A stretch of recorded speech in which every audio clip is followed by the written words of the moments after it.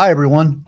Welcome to Miami's community newspaper. This is Let's Talk with Robert Asencio, yours truly. And today we have part two of our conversation with the former mayor of the city of Sunny Isles, Larisa Svechin, who was just in Budapest talking about what's going on in Ukraine. But more importantly, thank you. Welcome. And let's talk about you being over, helping the victims and what you were doing over there. Tell us what you did. Thank you, Robert. I went over there on a mission. It was supported by 3 Jewish agencies, so it was very specific. It was to help Ukrainian refugees that have any sort of Jewish heritage or roots immigrate to Israel, as well as those that perhaps don't want to immigrate to Israel. They want to stay in Eastern Europe because, as we might imagine, they all want to go home, helping them find a place in Eastern Europe where they can be in some sort of temporary status. Wow. So you mentioned to me about Israel. Israel Yes. has this ongoing effort right now of evacuating those with Jewish heritage Yes. and lineage. Tell us about that. Well, any Jew can always go back to Israel. It's called Aliyah. This is very unique to Israel. You once you do immigrate back, that's what they call it, you become an automatic citizen, obviously through doing some paperwork. And right now, this is so important for Ukrainians that are fleeing Ukraine, because unlike other countries in Eastern Europe, and there's, England is also taking some refugees, them coming to Israel, they're coming home. Yeah.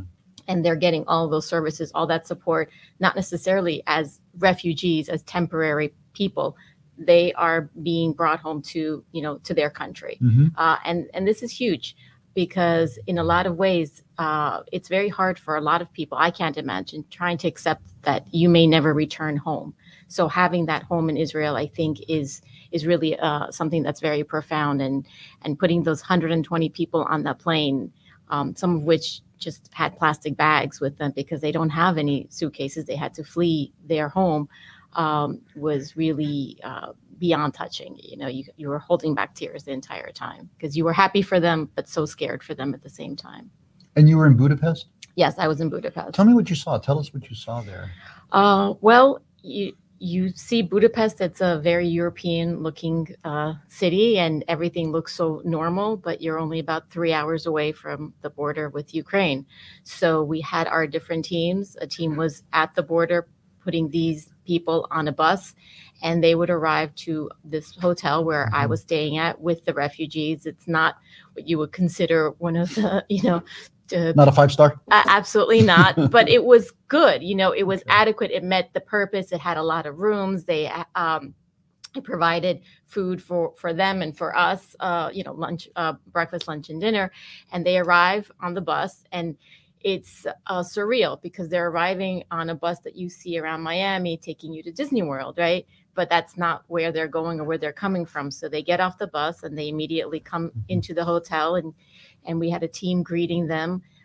You have all these people that are just very confused as to what they need to do. And my role was sitting in the consulate office, helping them fill out their paperwork, trying to figure out the details of their life, because they have to remember all these things about their parents and their grandparents. And probably no documents. Very few documents. Most of them don't have passports. In fact, it was interesting. Many of them have pets. Their pets have passports.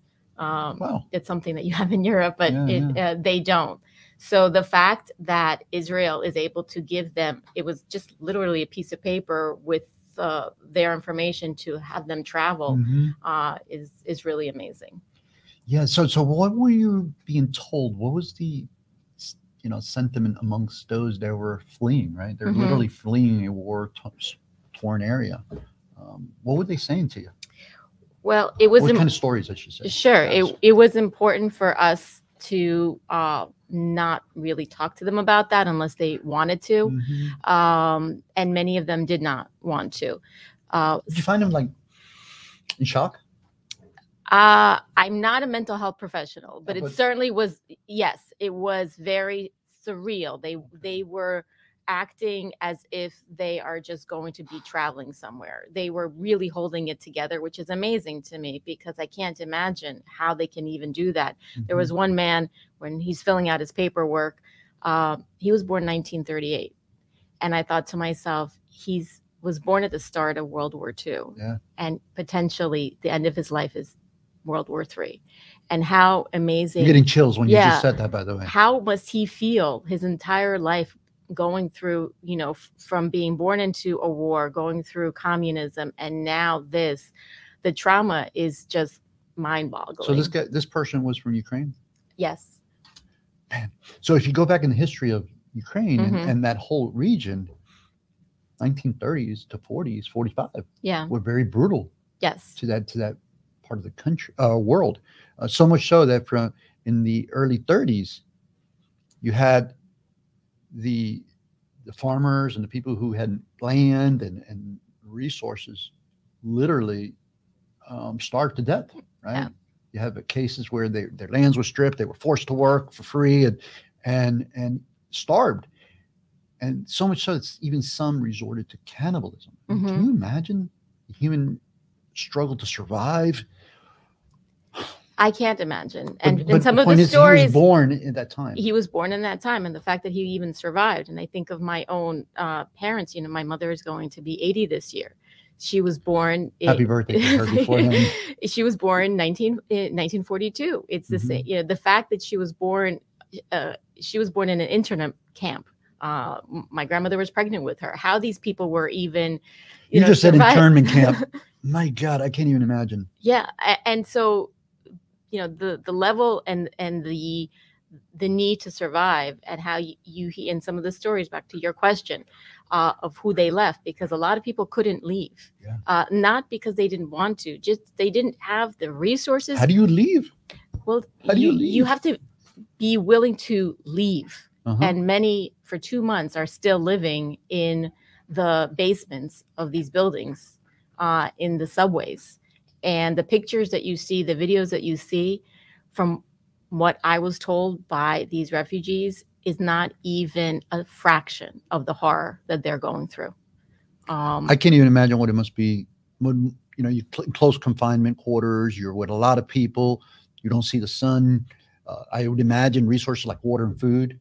Well, the water, there are none. You have to, there's people that come out and risk their lives to get water and food, and they're getting some humanitarian aid, but it depends which city. The bulk of the people that were coming there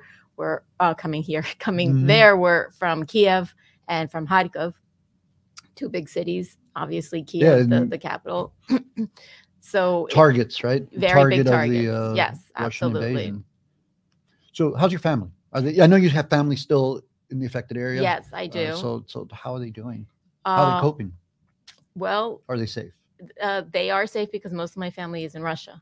Okay. And so they see it very differently. Yeah. So let's talk about that really, because I think you shared this with me, but I've had other people share that those that are in Russia, they're only exposed, the general public is only exposed to what they're told, right? Because it's very restrictive media, very restrictive information. You mentioned that it was against the law to even call this a war. Right. That are questioning because they don't have any other way to prove that there's a atrocity going on and just across the border. But some of them are oblivious to the horrors that are occurring in Ukraine, and they're saying, they've commented that they're actually questioning the truth of that. What can you share? Please educate us, because you know what, like you say, we're Western, they're Eastern, and there's a difference of how we think. Right. Well, their first comment to me about that is, we're actually the ones that are not getting all the information. That our media is the American Western media. Yes, that they have all the truth and the answers. And so when you start from that point, it's very hard to even have a conversation, because you're starting from different realities, right? Some of the things they're saying is that it's self-inflicted, that it's fake, or that they being Ukraine are bombing their own buildings and cities to make it look like it's Russia, that it's intentional. So when you're having these conversations, you're thinking to yourself, how do I even explain to someone that I love and respect very much that that's not what I'm hearing. Because one of the reasons that I wanted to go there, I wanted to hear and know for myself, what are these people going through? And from what I saw and what I heard, this is very real. But you can't even have those conversations with people in Russia because, like you said, and like seeing I said, is believing, and they're not seeing it. They're definitely not seeing it. And even if they were seeing it, they can't talk about it. So, Larisa, where do we go from here?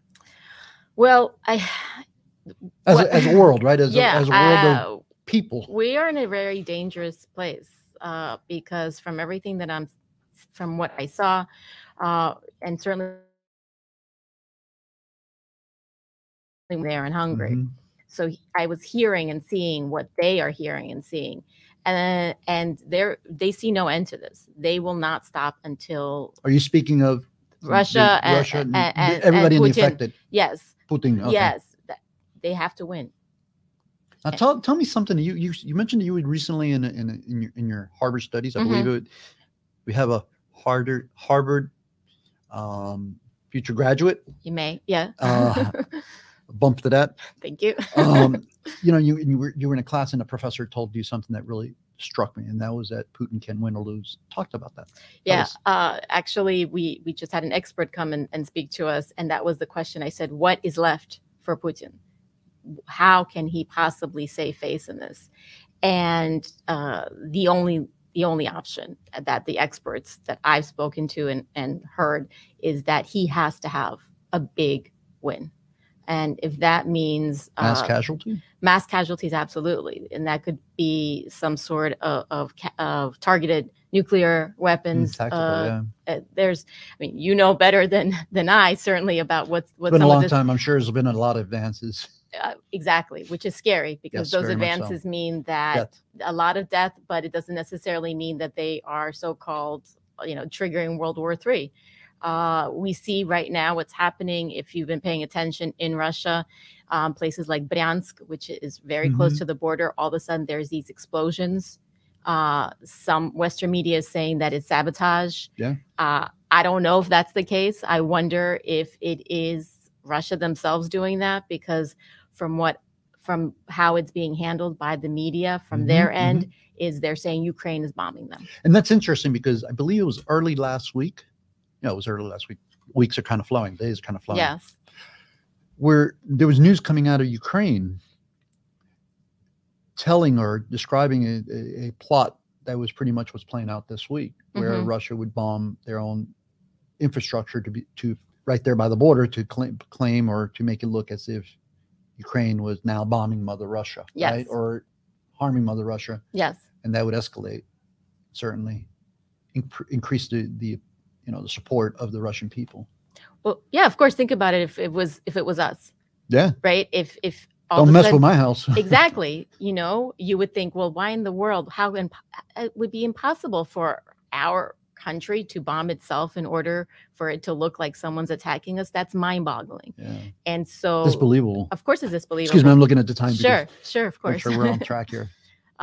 So I imagine that we can expect a lot more of that sort of thing, because as this goes into the third month, there's more and more casualties. Do we know how many people have perished? Or I know it's got to be 6-7 million people that have been displaced. Yes, it's millions that have been displaced. As far as how many have died, I don't know for sure. And now we're finding mass graves exactly, and that's the problem. You're finding the mass graves. No documentation. In fact, right now in some of the cities, they are.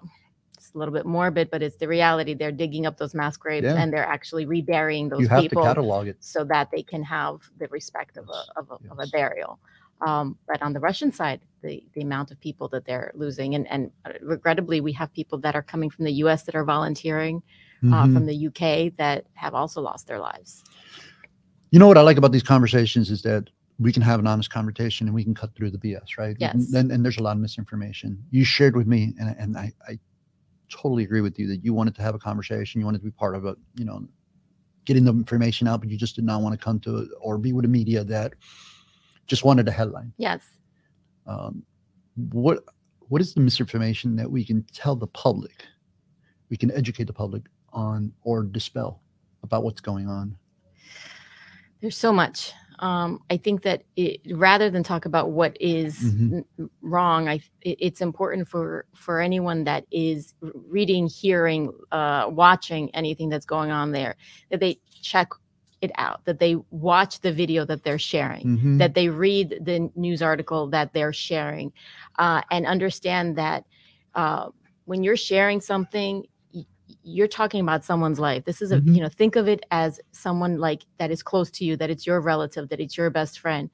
One of the conversations I had when I was there, and I had a little interview with someone asking her to share her story. And she was telling me something that is just horrifying. And the reason I share this with you is because it's important to know that there are true cases, but it's not the way that we're hearing it.